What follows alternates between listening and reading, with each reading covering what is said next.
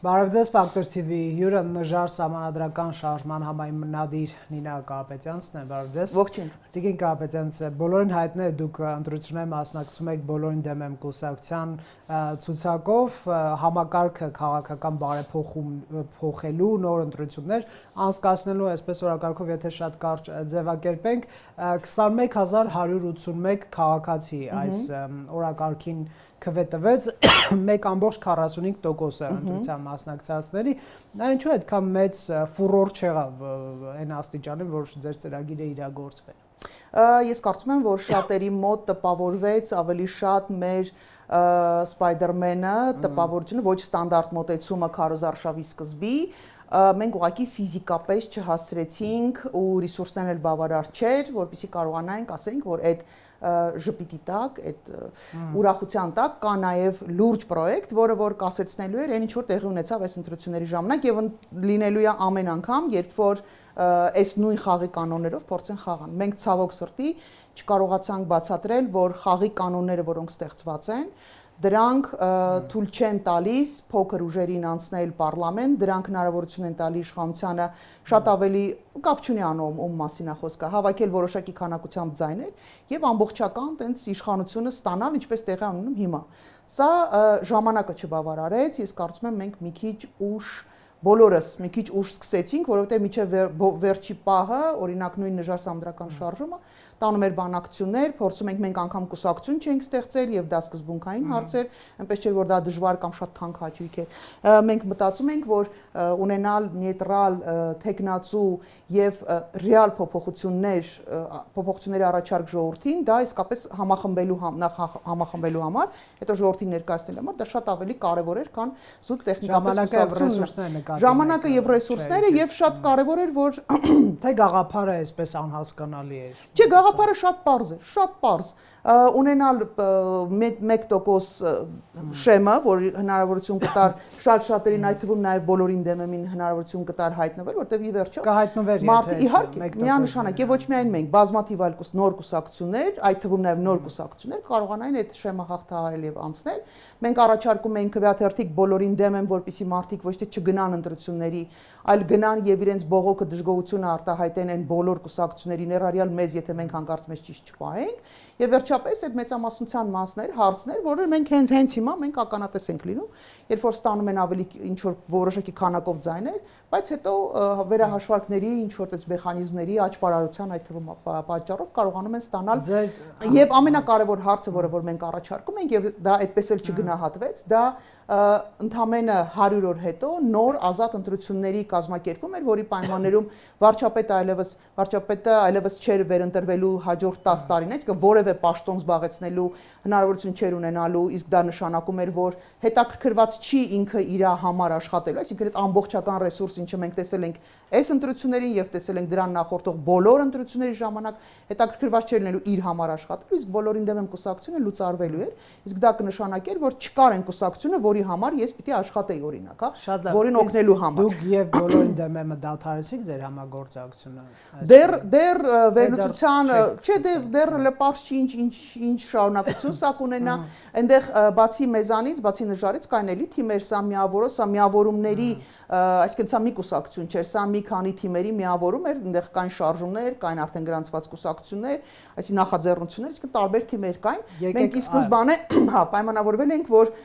մենք մնում ենք մեր պրոյեկտները իրականացնելու տրամաբանության մեջ, բայց կոնկրետ մի գործի համար, մի փուլի համար միասնական բանով ենք։ Այո, ուժեղ Հայաստան դաշինքը ԲՀԿ-ն էլ այս բան գումարենք 543,000 ձայն ստացան, ՔՊ-ն 726,000 ձայն։ Ինչու ոչ թե իշխանափոխություն, այլ ընդդիմափոխություն տեղի ունեցավ, գոնե այսօրվա դրությամբ։ Շատ հարաբերական ընդդիմափոխություն տեղի ունեցավ, թե տեղի չունեցավ, որովհետեւ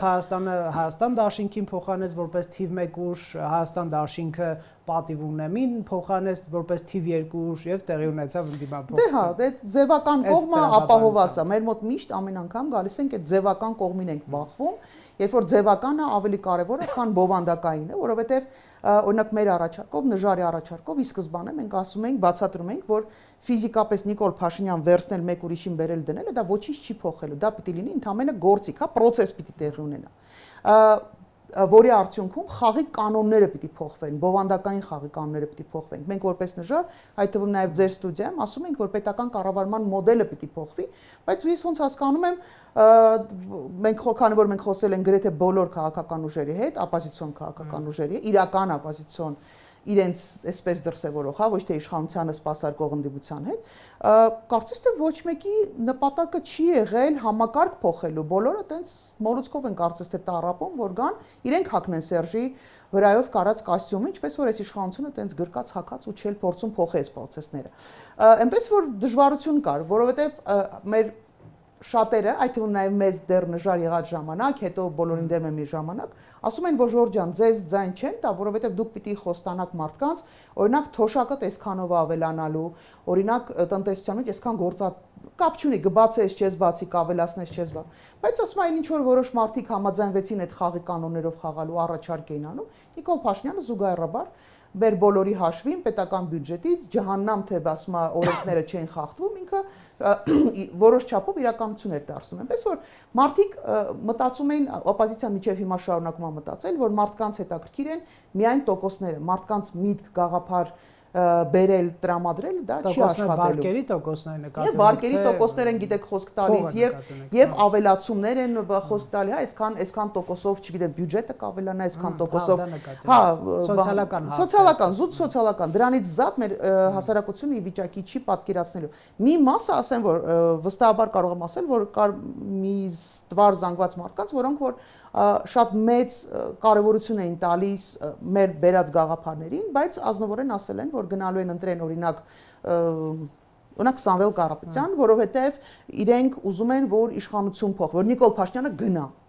Բայց տրամաբանությունը նաև հակառակի մեջ էր, կան մեծ թվով մարդիկ, ովքեր ասում են, որ եթե դուք թողեք օրինակ ձեր մեծ պրոյեկտը, մենք կուզենայինք, որպեսզի հենց դուք լինեիք ձեր մեծ պրոյեկտը, որտեղ այս երկրին մեծ փոփոխություններ են պետք։ Այնպես չի, որ մարդիկ չեն հասկանում, ավելին ասեմ, մեր հասարակությունը ռեալ փոփոխություն է սպասում, որովհետև եթե այսօր ընտրվեց ցանկացած մեկ այլ անձ ընտրվեց, մենք նույն խնդրին ենք բախվելու, նույն համակարգն է լինելու, ուղղակի անձն է փոխվելու, անձի փոփոխությամբ։ Անձը ոնց հասկանում եմ չի փոխվելու։ Դե այս իրավիճակում, հա, առայժմ անձը չի փոխվելու, ես չեմ կարծում, որ դա շատ երկար կարող է տևի, ժամանակը ցույց կտա։ Այս ապոզիցիայի պայմաններում ասեմ, որ 100% ցմահ կարա Նիկոլ Փաշինյան։ Այս վարկագծով, այս մտածողությամբ ապոզիցիայի պայմաններում բոլորի մասին եմ ասում, այնտեղ համարյա թե մարդ չկա, ով կարողանում է իր անձնական ամբիցիաները, իր, չգիտեմ, փորձառությունը, բոլորը ներկայացնում են այստեղ փորձառություն, բայց ցավոք սրտի այդ փորձառությունը ամենալավ փորձառությունը չի։ Նկատի ունեք Փաշինյանը կարող է ցմահ մնալ այս ընդդիմության։ Դե Նիկոլ Փաշինյանը այնպես չի, որ չի ուզում։ Ես վստահ եմ, որ Նիկոլ Փաշինյանը ու իր թիմակիցները մեծ ցանկություն ունեն ցմահ մնալու, որովհետև ոնց հասկանում եք, իրանք էականորեն բարելավել են իրենց ապրելակերպը, այլևս իշխանություն լինել իրանց դուր է գալիս, շատ է դուր գալիս, իսկ ընդդիմությունը ուղղակի անգործության է մատնվել։ Այդ փոքր ինչ որ տենց իրավիճակային ինչ որ գործողություններ միավորում, միակ տարբերակը միավորումն էր։ Միակ տարբերակը դա միասնական ճակատի խնդիրը դա անգամ Փաշինյանին հեռացնելը չի։ Փաշինյանին հեռացնելը ինքնաբերաբար իշխանափոխությունը չպիտի լիներ, մեծ նպատակը չպիտի լիներ Նիկոլ Փաշինյան հեռացնելը։ Մեծ նպատակը պիտի լիներ փոփոխություններ, որի պայմաններում մենք այլևս չենք ունենալու Նիկոլ Փաշինյաններ կամ առհասարակ, հա, այն ղեկավարման մոդելները, որոնք մենք ունեցել ենք։ Բայց մարդիկ ուղղակի երազում են ու իրանք միմյանց միջև են մրցում են ով կհագնի Սերժի կոստյումը, ամբողջ խնդրեմը հենց դրա մեջ է։ Իրենք ոչ թե փոփոխություն, այո, դիմադիր ուժերը Փաշինյանի միանշանակ, որովհետև եթե այլ նպատակ լիներ, կվարվեն այնպես, ինչպես վարվեց նժար սանդրական շարժումը, երբ միավորվեց բոլորին դեմեմի հետ, որովհետև մենք հետ դրեցինք մեր ծրագրերը, մենք ասինք, որ այս պահին միևնույնն է, այս փոփոխությունները մեր պետության համար անհրաժեշտ են, սա միակ հայկական պրոյեկտն է, մեծ պրոյեկտը, որը հնարավորություն կտա հայկականությունը, հայկական պետականությունը պահպանելու համար, բայց մենք մի կողմ դրեցինք, որովհետև այս պահին հենց այս ընտրություններին մասնակցելու տեսակետից շատ կարևոր էր գոնե առաջի քայլը անելու, իսկ առաջի քայլը առաջարկում էին բոլորի դեմ տղաներն ու աղջիկները։ Տեսեք, Տիկին Կարապետյան, այս 4 ուժերը քաղաքացիական պայմանագիր ուժեղ Հայաստանը, Հայաստան դաշինքը եւ ԲՀԿ-ն էլ ավելացնենք, կհասկանանք ՍԴ-ում ինչ է լինում։ Միասին հավաքել են 1 միլիոն 270,000 քվ։ այն դեպքում, երբ որ ընտրություններին մասնակցել է 1,476,000, այսինքն այսպես կൂട്ടակային 14 ուժ ստացվում է մոտ 200,000 ձայն են ստացել, մինչդեռ 4 ուժ 1,200,000, այսինքն կենտրոնացում է տեղի ունեցել քվեների այս 4 ուժերի մեջ։ Ինչու չհաջողվեց, սա կարող է շատ մեծ վերլուծությունների կարիք առաջացնել, բայց ինչու է այս նոր ուժերը, ասենք, դու ենթադրենք նույն նոր ուժը, հա, Հայկ Մարությանի, հա, տարբեր Գուրգեն Սիմոնյան օրինակ, չգիտեմ, տարբեր ուժեր չկարողացան ճեղքել այս համակարգ, հա, խնդրեմը որն էր, միգուցե չկարողացաք ապացուցել, որ դուք ուժային կենտրոն եք կամ գաղափարները չկերվան, այսպես կներեք այս բառի համար, հա, բայց այլ կերպ չկարողացա այսպես բացատրել միտքս։ Մեծ խնդիր կա։ Այն խաղի կանոնները, որոնք գործում են դաշտում եւ տարիներ շարունակ են գործել եւ հիմա էլ պահպանվել են, այդ թվում նաեւ Նիկոլ Փաշինյանի օրոք ընտրական օրենսգիրքի փոփոխություն որոշակի տեղի ունեցավ, որոշակի շեբեր իջեցվեց, բայց ընդհանուր առմամբ խաղի կանոնները եւ սովորույթները, այսպես ասած, այնպես են դասավորված, որ դու երկու տարբերակ ունես պարլամենտում հայտնվելու։ Կամ դու պիտի լինես իշխանություն ու անխնա օգտագործես ադմինիստրատիվ ռեսուրսները, կամ դու պիտի լինես միլիարդատեր։ Ուրիշ վարիանտ od slova совсем չկա, ուղակի չկա։ Մեր առաջարկը հենց դրա մեջ է, որովհետև այդ ռեսուրսները իրանք ցավոք սրտի շատ մեծ ազդեցություն ունեն, երբ որ դու ունենում ես, ճիշտ է, օրինակ բոլորին դեմեմի թիմը կարողացավ ցույց տալ, որ կարելի է նվազագույն հնարավորություններով, կարելի է ճեղքել այդ process-ը, հա, դառնալ եւ տեսանելի եւ ճանաչելի ճորչամոտ։ Ես էլ եմ համարում, որ լրիվ նոր ուժի համար, որտեղ Ընտրությունից 1-2 ամիս առաջ։ Հա, իհարկե, ընդամենը 1-2 ամսվա կտրվածքով կարողանալ այսքան ձայն հավաքել, այսքան մարդ կենտրոնացնել, դա իհարկե շատ մեծ լավ ցուցանիշ է, բայց ցավոք սրտի ինքը խաղի կանոնները հենց այդպես են դասավորված։ Այսինքն փողը խնդիր է այս բայդրությամբ քաղաքական դաշտում, հա, իշխանությունը ենթադրում եմ նորից կխոստանա ապօրինի կապիտալը դուրս բերել քաղաքականությունից։ Դե ես ոնց հասկանում եմ, ընթացքում էր խոսք տալիս եւ դա էլ էր ապօրինություն եւ դա էլ էր հակա սահմանադրական, բայց կարծես թե իրավապահ մարմինները դա չէին նկատում, ավելին ասեմ, իրենք իրենց բանի մեջ, ծրագրի մեջ նշում էին արել հայ առաքելական եկեղեցու ղեկաշատ վիրավորական ձևակերպումով հերացում, ինչը որ հակասահմանադրական գործողություն է, հակակոնվենցիոն գործողություն է, բայց ԿԸՀ-ն արի ուտես չէր նկատել, որ կա մի կուսակցություն, որը ունի հակասահմանադրական թեզ եւ գրանցել էր ու որևէ խնդիր իրանց հետ չունի։ Բայց զուգահեռաբար հիմա կարծես թե նորից մեկը մյուսի հետևից ես ձգտում եմ հիմա շատ չնայել, հիմա այլ ուղղությամբ եմ փորձում աշխատել, բայց այտենց աչքովս մեկը անգնում է, որ ինչ որ մեկին չթողեցին, հետո մյուսին չեն թողել Հայաստանը լքելու։ Քոչանին առնչվող քրական վարույթ ոնց հասկանում ենք, եւ ԿՀ-ն է ըստ էության թույլատրելու, որ այդ վարույթը դատախազություն շարունակի։ Ինչ որ մեկը զարմացած է, ինչ որ մեկի համար սпасելի չի եւ վերջապես, եթե կային խնդիրներ, տարբեր բնույթի խնդիրներ, ես հարց եմ տալի, հա, իսկ ինչի՞ այդ քրական գործերը նախապես չէին ձևակերպվել, չէին սկիզբը չէր դրվել, հա, ինչի՞ այդ խնդիրը միջև ընտրությունները չէին բարձրաձայնել, իսկ միգուցե որովհետև շատ հարմար բան էր, հա, նախորդ ընտրություններին տրամաբանության մեջ շատ հարմար էր ունենալ ինչ որ մարդկանց, ովքեր կլինեին իրենց ֆինանսների նաև հնարավորությունը տալիս էր բոլոր տեղերում լինել ներկայացված, հետո հարմար կլիներ Նիկոլ Փաշինյանին ասել, որ էսեն 3-4 գլխանի դևերն են, չգիտեմ ինչերն են, էս, ասում եք դրակոն եկել է, մեզ էսա ուտելու է, իսկ միգուցե հարմար է Նիկոլ Փաշինյանը։ Գլուխները պոկելու ենք։ Դե չգիտեմ, էլ կզացնելու է, ներողություն իհարկե, էլ կզացնելու է, էլ չոքացնելու է, չգիտեմ ինչ անելու, որևէ մեկը սա չի նկատում։ Հա, ոչ միջազգային գործընկերներն են սա նկատում, ոչ ներքին դիտորդներն են սրա հետ կապված խնդիր, ոչ գլխավոր դատախազն է համարում, որ սա քրեորեն պատժելի գործողություններ են, բայց զուգահեռաբար օրինակ տեսանք Արտուր Օսիպյանի կալանավորումը, հացադուլը 20 քանի օր, հա, 24 օր կարծեմ։ Մի խոսքով բավականին բարդ իրավիճակ է ստեղծվել, կարելի է փորձել դեռ ինչ որ շանս կա փոփոխությունների գնալու, հա, եթե մարդիկ, այդ թվում նաև ընդդիմությունը, այդ թվում նաև այն մարդիկ, ովքեր քաղաքասարակություն որպես կարող են հանդես գալ, այդ մարդկանց ուղղակի հասկանան, որ Նիկոլ Փաշինյանին ֆիզիկապես մեկին հանել, մյուսին դնելը ոչինչ էս երկրում չի փոխելու, պետք է միավորվել հենց գաղափարի շուրջ, փոփոխություն բերելու գաղափարի շուրջ։ Ես լրիվ հասկացա ձեր միտքը,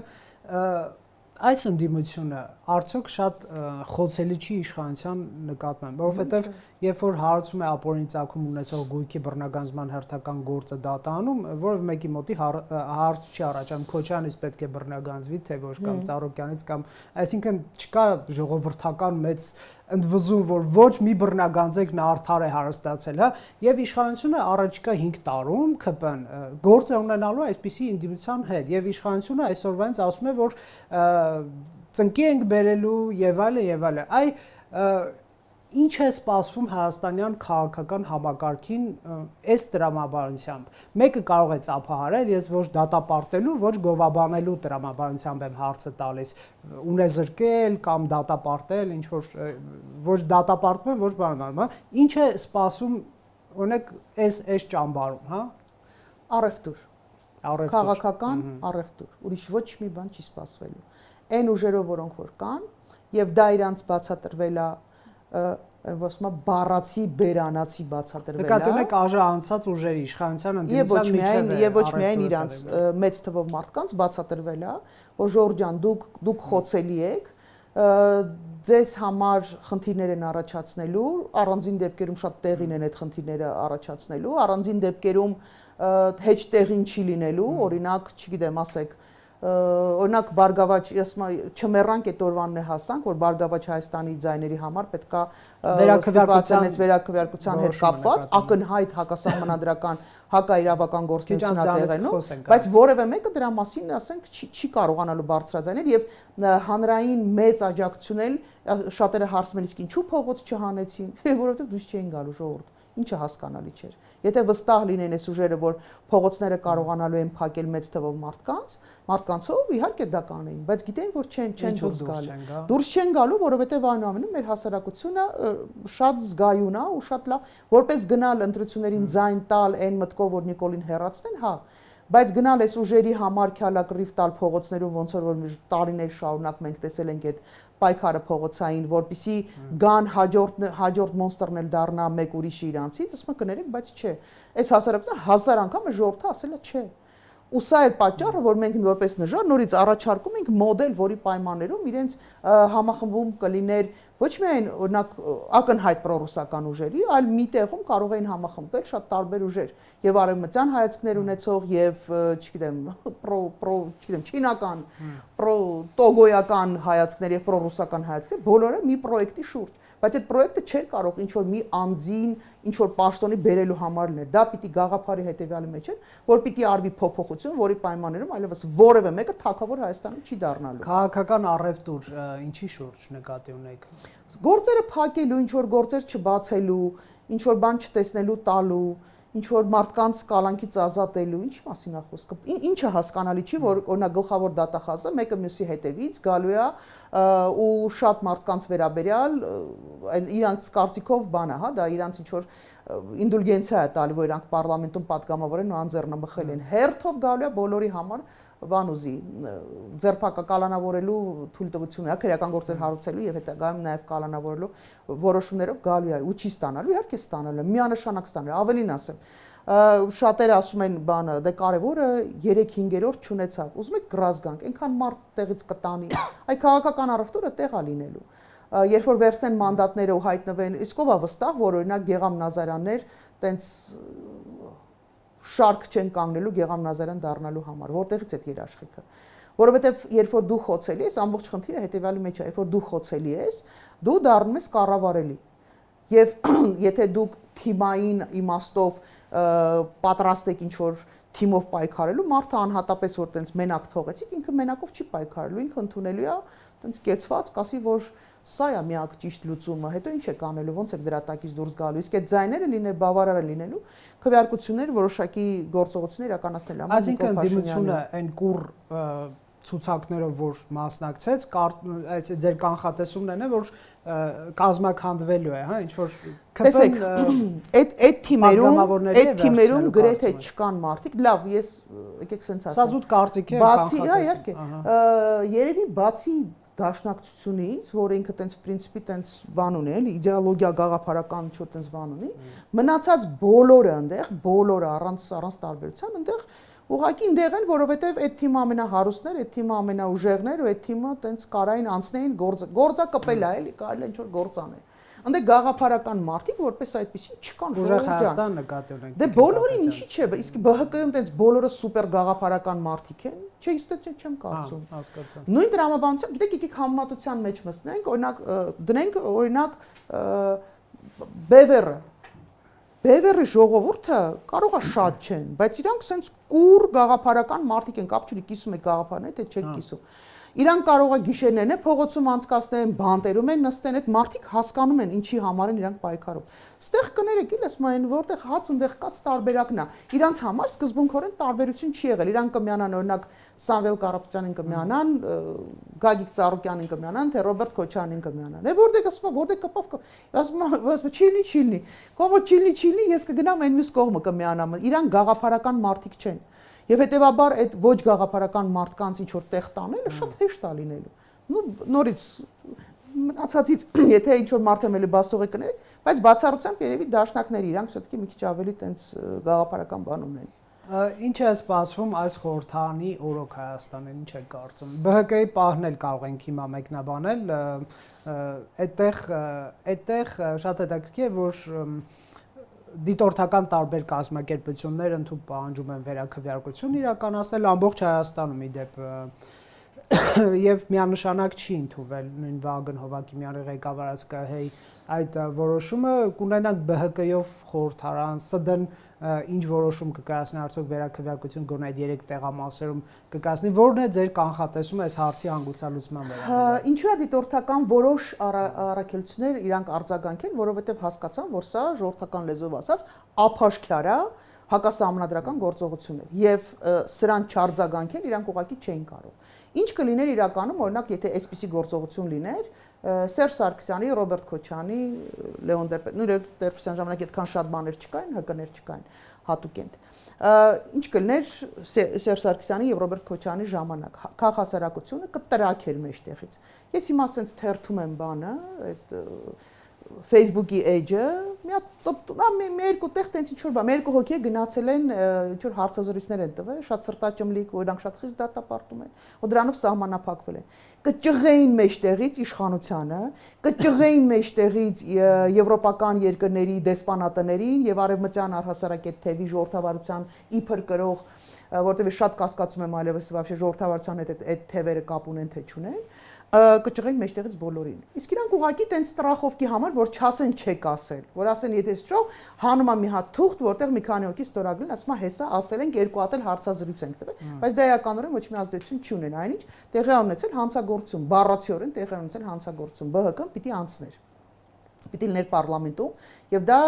շատ ավելի կդժվարացներ Նիկոլ Փաշինյանի գործողությունները, որովհետեւ ի վերջո 4 մանդատը թվում է թե 4-5 մանդատը թվում է թե տենց մեծ բան չի փոխում, բայց իրականության մեջ որոշակի առումով փոփոխություն տալու էր։ Ինչա լինելու, ինչ որ Նիկոլ Փաշինյանը որոշեց, տենց էլ լինելու է, որևէ դիմադրություն չի լինելու։ Կարծում եք ՍԴ-ն վերաքվեարկություն չի նշանակի, բայց եկեք պարոն Հովակիմյանը երեք այստեղ չգիտեմ նայել եք թե չհարցազրույցը, նրա արգումենտն է, որ տակտիկական քվեարկության է գնալ, այսինքն չեն գնալու այլևս ձեզ ընտրելու, որովհետև գիտեն, որ չեք անցնում, գնալու են ԲՀԿ-ին, ԿՊ-ին, այն մի քանի ուժին ընտրելու եւ այն ընտրողները, որոնք հունիսի 7-ին են ընտրություն իրականացրել, հայտնվելու են ավելի ցածր ոչ հավասար պայմաններում, քան այդ 3 տեղամասի ընտրողները, որոնք հասկանում են, որ եթե ԲՀԿ-ին են ընտրում, ԿՊ-ն 3/5 չի ունենում, եթե ԿՊ-ին են ընտրում, ԲՀԿ-ն չի անցնում։ Տրամաբանությունը հետևյալն է, քանի մարդ է մասնակցելու այդ քվեարկությունն ես թիվը մոռացա 3-4 հազար։ Այսինքն 1.400.000-ի մեջ այդ 3-4 հազարը պիտի այնքան մեծ փոփոխություն իրականացներ։ Դե եթե անկեղծ ասենք, եթե այդտեղ ԲՀԿ-ն մի 300 ձայն ստանա, կանցնի խորհրդարան, էլի։ Որոշիչ է, իրական որոշիչ է։ Եթե այդ իր 60 ձայն էլ ստանա, ինքը անցնելու է պարլամենտ։ Ես շատ տեսա։ Հետևաբար պարոն Հովակիմյանը որոշել է, որ ինքը պիտի որոշի տակտիկական նահանջ պիտի կազմակերպվի, թե չպիտի կազմակերպվի։ Ինքն է որոշել մարդիկ ձայնի իրավունք ունեն, թե չէ, մարդիկ քվեարկելու իրավունք ունեն, թե չէ։ Պարոն Հովակիմյանը 3000-ից ավել մարդու զրկել է իրավունքից, իր սահմանադրական իրավունքներից։ Պարոն Հովակիմյանը հավասարապես հանցակից է այս բոլոր process-ներին։ Ես անկեղծորեն մեծ հույս ունեմ, որ իրանք հասկանում են ինչ են անում, ու նաև սա է խնդիրը, որ Նիկոլ Փաշինյանը իր գործնեությամբ բոլորին դարձնում է հանցակից։ եւ այս մարդիկ այ ատամներով կարճած են մնում ու ամեն անգամ ավելի շատ խորն են խրվում իրանց հանցագործությունների կամ հանցակցությունների մեջ։ Այնպես որ Հովակիմյանը չի որ որոշելու է թե ով ոնց է քվեարկելու, ով ինչի համար պիտի քվեարկի, իր գործը զուտ մեխանիկական է, քո վրա դրված է կոնկրետ պարտականություն, կատարել օրենքի պահանջները, դու խախտել ես քո օրենքի պահանջները։ Այնպես որ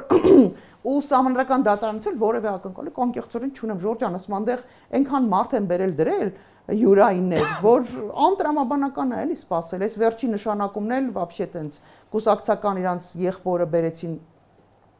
Վլադիմիր Ինչյանը, չեմ էլ հիշում Վարդանյան Վլադիմիրն էլ բերեցին, դրեցին, միջև էլ մեծ թվով մարդկանց էին բերել վերանշանակել։ Այնպես որ ինչ ով ինչ ակնկալիք ունի, Աստված սիրեք։ Անպայման սրա օրինակը բերում են, ասում են, բա տեսակ Քոչարյանին էլ բան արեցին, բոլորը մարտի 1-ով խոսում էին, իսկ Քոչարյանին արդարացում տվեցին։ Ժորժ ջան ասում է, իսկ չեք մտածել ոչ մի տարբերակ, որ դա էլ էր պայմանավորվածությունների արդյունք, ոչ մեկի մտքով չի անցել, տենց բոլորը մտածում են, որ ամեն ինչ բան է, հա, արդար է ու տենց ոչ մի խնդիր չկա։ Երբ որ բանից Ռուսաստանից ակնկալում են, որ իրենց քիմիական կապերով փոխկապակցված անձը այլևս բանտերում չի նստի, ինչ որ ժամանակ հետո դուրս է գալի, կամ Սամվել Կարապետյանի մասին Պուտինի հետ հանդիպման ժամանակ ցույցում է տալիս, ասում է մենք անուն չի տալի իհարկե, բայց ասում է մենք կուզենայինք, որ ինքը ազատության մեջ լինի, մեկ էլ հոպ ամիսներով մարդը նստած էր բերդում, եկե գալիս է, տենց մի շաբաթ 10 օր հետո որոշում են կայացնում, խափանման միջոցը փոխում են։ Դե կներեք էլի, ասում է լուրջ եք մտածում, որ ոչինչ չի փոխվել։ Կամ ուրիշ օրինակի վրա բերեմ, քաղաքական օրինակի վրա չբերեմ։ Ստեղ բանը Յուկաժդեի Հարկովկասյան երկաթուղիների այ դրա ասում է վերաբերյալ քրեական ու էլի բազմաթիվ Ռուսաստանի հետ փոխկապակցված կառույցների վերաբերյալ քրեական գործեր բան սալուտ են խփում տենց բանտիկներ են կապում տեմի հրճվանքով ԿՊԱ-ականները ու ԿՊԱ-մերձերը տենց տարածում են մեկ էլ ընդեղից Լավրովը հարցազրույց է տալի ասում է խելքներ գլուխներ թավակեք այդ գործերից вообще յանտվեք ու ոչ չխառնվեք ու ինչ ալնում դրանից հետո այդ բոլոր գործերը մոռացության են մատնվում ու ոչ մի շարժ չկա այդ տարիներով չկա 8-րդ տարին է, 8 չէ, լավ, մի քիչ պակաս, ասենք 6-7 տարի է, այդ գործերով շարժ չկա։ Այդ ոչ մի բան չկարացան բացահայտել այդ գործերով։ Պարզա չէ, որ քաղաքական պայմանավորվածություն են, տիմ է յացիբե։ Դու մի բան անում ես, ես քո համար եմ մի բան անում։ Ինչը հասկանալի չէ այս պատմության մեջ։ Նորից վերադառնալով նրան, որ այս համակարգը ինքը թույլ չի տալի Հայաստանում բերել փոփոխություններ։ Այն առաջարկները, որոնք անում են, կարող է ինչ որ մի կարճ ժամանակով որոշ խումբ մարդկանց համար ինչ որ դրական պոզիտիվ ինչ որ բաներ ստեղծեն, հա, զուտ տնտեսական, զուտ տենց առօրյա բույթ կենցաղը մի քիչ ավելի թեթևացնեն, մի քիչ 10000 ստեղ կտան, մի քանի հոգու անվճար վիրահատում կանեն, բայց բովանդակային առումով ինքը մեր պետականությունը չի ամրացնում, այն ինչ որ մենք բախվել ենք հիմա, սա մեզ տանելու է դիկտատուրա, ես վստահաբար ասում եմ, որ մենք այլևս գնում ենք դեպի դիկտատուրա, եւ փոփոխության առաջարկել որպես այդպեսին չկա։ Ես անկեղծորեն փորձել եմ նայել այս ընթացքում այլ քաղաքական ուժերի առաջարկները, այլ գաղափարներ ու մտքեր, իսկապես հայկական պետություն ստեղծելու, հայկական պրոյեկտ ստեղծելու, այն որ նայում եք ուրիշ երկրների հիմա անուններ չտան որոշ մարդկանց վրա այնպես փրփուր չգնա, բայց կան երկրներ, որոնց մտածող մարդիկ, որոնց հնարավորություններ ու կարողություններ ունեցող մարդիկ համախմբվել են ու իրենց ազգային պետություններն են ստեղծել ու իրենց պրոյեկտները առաջ են տանում բուլդոզերի նման առաջ բրթելով իրենց գաղափարները։ Մենք չենք կարողանալու դա ստեղծենք, եթե չստեղծենք այն առաջ, չգնանք առաջ այն պրոյեկտով, որը օրինակ մենք ենք առաջարկում։ Գուցե իհարկե փոփոխություններ, առաջարկներ մենք պատրաստ ենք լսել, քննարկել, բայց գլոբալ իմաստով ոչ մի փոփոխություն չենք կարողանալու իրականացնել։ Մեր հասարակությանն էլ ոչ թե տրամադրությունն եմ ուզում գցել, որովհետև մենք օրինակ չենք պատրաստվում հանձնվել կամ տենց ասել դե չիլնի այս տրամաբանության մեջ բնականաբար աշխատանք արվել է, բայց ինչքան շուտ հասկանան, որ սա է իրական փոփոխության հնարավորությունը, այնքան ավելի արագ է հարցերը կլուծվեն։ Եվ վերջապես պիտի այդ մոբիլիզացիան, հանրային մոբիլիզացիան տեղի ունենա, կլինի դա ուղակի մարդիկ, կլինեն դա հանրային նախաձեռնություններ, խմբեր, գաղափարակիցներ, ինչ որ թիմեր, որոնք մեկ գաղափարի շուրջ կանգնեն, որտեղ ոնց հասկանում եմ, այս քաղաքական ուժերը առանձնապես քաղաքական ուժեր էլ չեն ու քաղաքական միտք էլ չեն գեներացնում ու առանձնապես ոնց հասկանում են նպատակ էլ չունեն փոփոխություններ բերելու։ Այս տրամաբանությամբ, որոնք գործել են այս ամբողջ ընթացքում, շատ կներեք, ասում եմ, պատվավոր երկրորդ տեղի համար պայքարը, կարակ ասեք, որ լրիվ կրել եք, Ժորժ ջան, 100% դուք ձեր նպատակին հասել եք։ Իսկ մենք պիտի գնանք առաջ, որովհետև մեզ պետք է ազգային պետությունը այլընտրանք ուղղակի չունի։ Շնորհակալ եմ զրույցի համար։ Factor TV-ում հյուրընկալել ենք Նինա Կարապետյանցին։